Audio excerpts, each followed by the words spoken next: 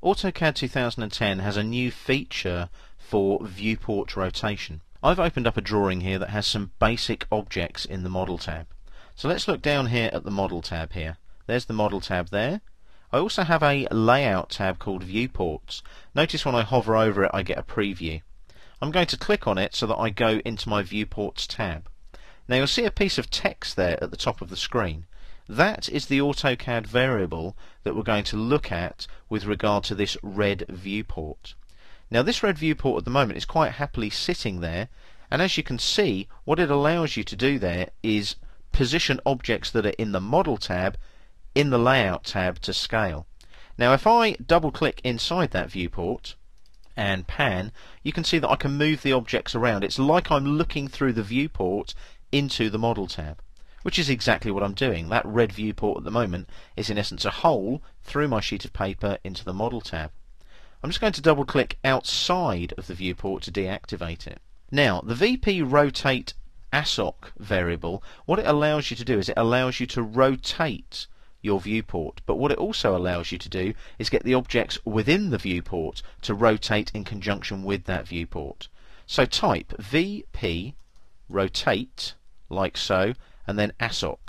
It's a weird variable to remember, but what you've got to remember is viewport rotate associative. What you're doing is you're associating the viewport rotate with the objects in the Model tab. If I press enter now, you'll see that it's currently at a value of 1. So let's leave it at a value of 1 and rotate the viewport and see what happens. I'll press enter there just to accept the 1. I then select my viewport just like any other AutoCAD object, like a rectangle for example. I right click and I select rotate on the shortcut menu. It asks me for a base point to rotate from. I'm going to pick the bottom left endpoint snap there, left click, and now I'm going to rotate the viewport upwards just a little bit, not much, to about there, and left click again just by using the mouse, left click. Notice with VP rotate ASOC set to 1, the objects inside the viewport also rotate. So the view through the viewport into the model space also rotates.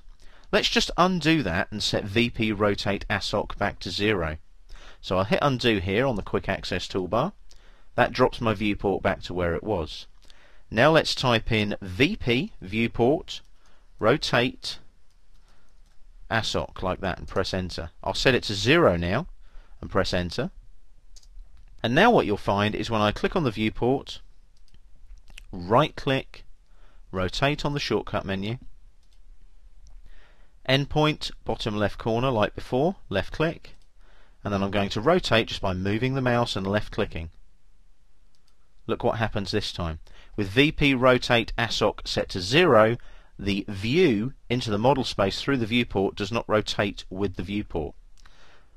As you can see there, if you set the variable to 1, it's a very useful tool because you can move your viewport or rotate your viewport more importantly, and the objects within the viewport, the view into the model space, go with that rotate.